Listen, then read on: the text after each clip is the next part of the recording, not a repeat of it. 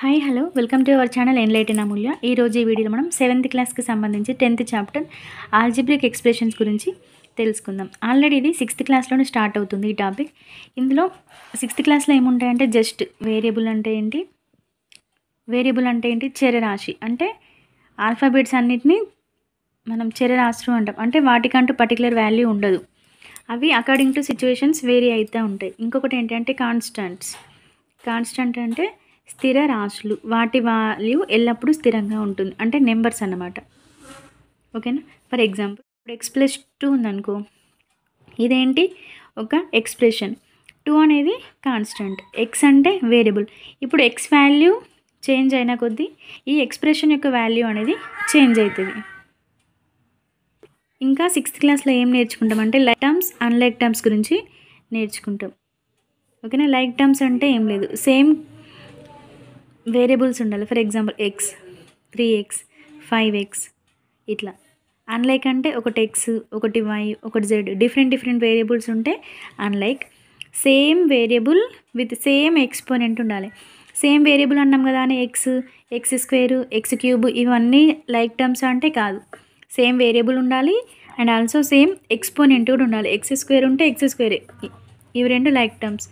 మళ్ళీ x² వేరు, x³ వేరు, ఇవి అన్లైక్ టర్మ్స్. ఓకేనా.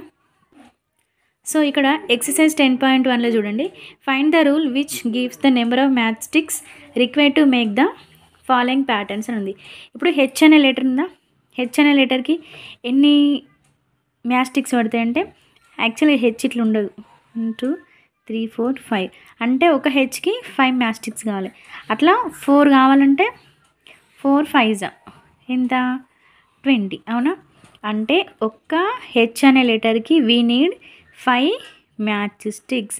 అట్లా ఎన్ని హెచ్లు ఉంటే అన్ని 5s. For example X number of హెచ్లు ఉంటే 5x అని మ్యాచ్ స్టిక్స్ యూజ్ అవుతాయి. అంటే ఇప్పుడు x1 ఉందనుకో, x1 అంటే ఏంటి, ఒక హెచ్ని ఫామ్ చేయడానికి 5 కావాలి. 2 హెచ్లు రావడానికి 5 2s 10 మ్యాచ్ స్టిక్స్. అదే 3 హెచ్లు అయితే 5 3s 15. ఇక్కడ 3కి ఎక్స్ప్రెషన్ ఏమవుతుంది అంటే 5x. 5 అనేది ప్రతి లెటర్కి 5 మ్యాచ్ స్టిక్స్ అవసరం. ఇక x అనేది ఎన్ని హెచ్లను ఫామ్ చేస్తుంది అనేది తెలియజేస్తుంది. ఒకవేళ 4 హెచ్లను ఫామ్ చేయాలంటే 5 4s 20 మ్యాచ్ స్టిక్స్ అవసరం. ఇక్కడ 5 అనేది కాన్స్టెంట్, x అనేది వేరియబుల్. ఇది ఎలా వేరియబుల్ అంటే నువ్వు హెచ్లు 2 తీసుకుంటావా, 3 తీసుకుంటావా, 4 తీసుకుంటావా మన ఇష్టం. ఒకవేళ 5 హెచ్ఎస్కి ఎన్ని మ్యాచ్ స్టిక్స్ అంటే 5 5s 25 అట్లా. సేమ్ అట్లనే ఒక వీక్ ఎన్ని మ్యాచ్ స్టిక్స్ 2, 4 ఉన్నాయి కాబట్టి 2 × x అని రాయాలి. ఎన్ని వీలు ఉంటే అన్ని డబుల్. ఒకవేళ 4 వీస్ ఉన్నాయి కాబట్టి 8 మ్యాచ్ స్టిక్స్. అదే 10 వీస్ ఉంటే 10 2s 20 మ్యాచ్ స్టిక్స్ అవసరమవుతాయి. ఇక్కడ చూడండి, give below is a pattern made from coloured tiles and white tiles. ఇక్కడ ఏమి ఇవ్వలేదు. ఈ టైల్స్ని యూజ్ చేయడానికి 5 ప్యాటర్న్లు. ఇక్కడ 1 2 3 4 5 6 7 8 9. ఇక్కడ 3 6 9 12 13. దీనికి ఎట్లా అవుతుంది ప్యాటర్న్? సో అబ్జర్వ్ చేయండి, ఫస్ట్ దానిలో 5, సెకండ్ 9, తర్వాత 13. అంటే ఒక బాక్స్ చుట్టూ ఒక్క వరుస వచ్చిందనుకో 4, అవునా. ఇది దీనికి 4 టైల్స్. ఎన్ని ఉన్నాయి, 4x, మధ్యలో 1 4x + 1. ఒకవేళ 2 బాక్సెస్ వేస్తే 4 2s 8 + 1. ఒకవేళ 3 స్టెప్స్ వేస్తే 4 3s 12 + 1 13 వచ్చిందా. సో ఇందులో ఉన్నటువంటి ప్యాటర్న్ ఏంటి అంటే 4x + 1 అంటే ఒక డబ్బా చుట్టూ ఎన్ని వరుసలు వేస్తున్నావు అనేది ఈ x రిప్రజెంట్ చేస్తుంది.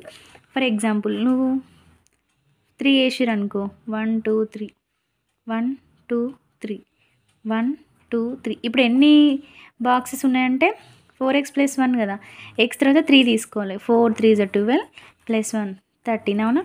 చూడండి ఈ లాస్ట్ బాక్స్ లిస్ట్లో ఎన్ని వచ్చినాయి, 13.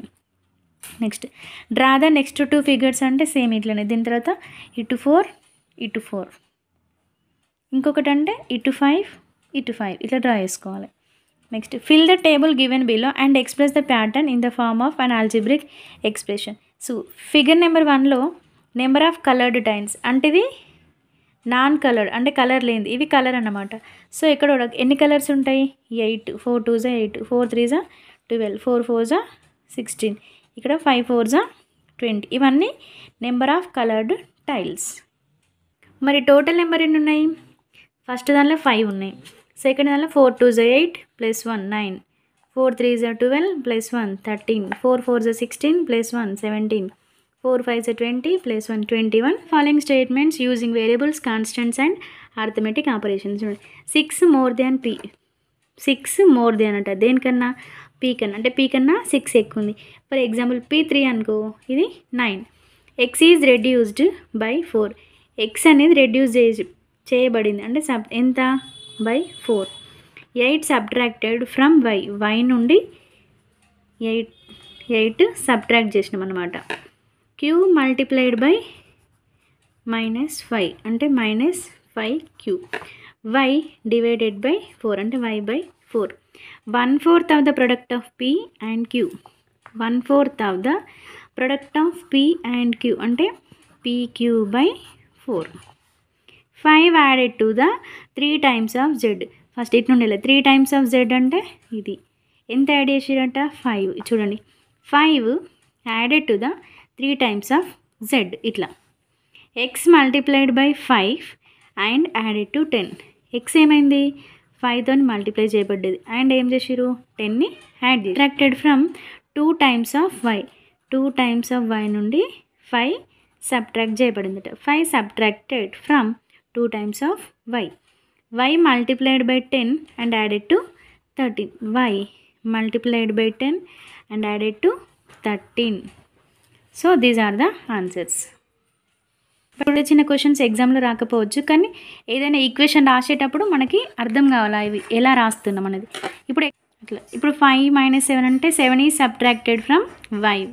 ఎల్ ఈజ్ మల్టిప్లైడ్ టు 10 లేదంటే 10 is multiplied by L. X is divided by 5. 11 is added to 3 times of M. Y is subtracted from 2 times of Y. So ఇట్లా రీడ్ చేయాలి.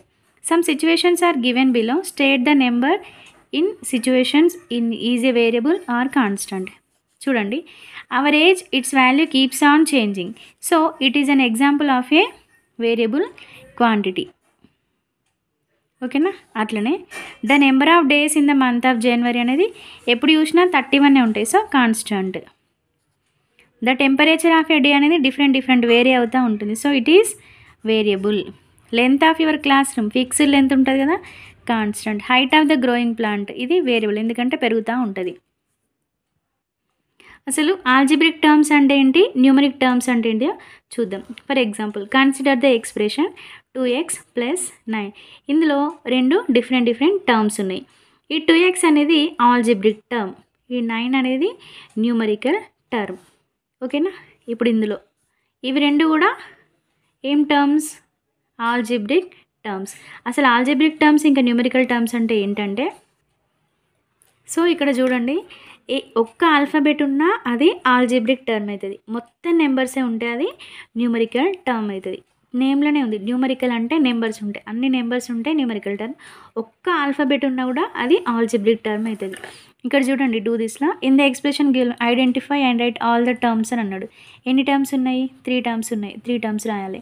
ఇక్కడ నెంబర్ ఆఫ్ టర్మ్స్ అనేది ఎట్లున్నాయని ఎట్లా తెలుస్తుంది అంటే, ఆ నెంబర్ ఆఫ్ టర్మ్స్ అనేది ప్లస్ కానీ మైనస్ కానీ చేత డివైడ్ అయ్యి ఉంటుంది. ఓకేలా? నెంబర్ మొత్తం మల్టిప్లికేషన్లో ఉందనుకోండి. ఇప్పుడు ఫర్ ఎగ్జాంపుల్ 3xyz ఉంటే 4 లెటర్స్ ఉన్నాయి కదా, ఇది 4 టర్మ్స్ అనుకోవడానికి లేదు.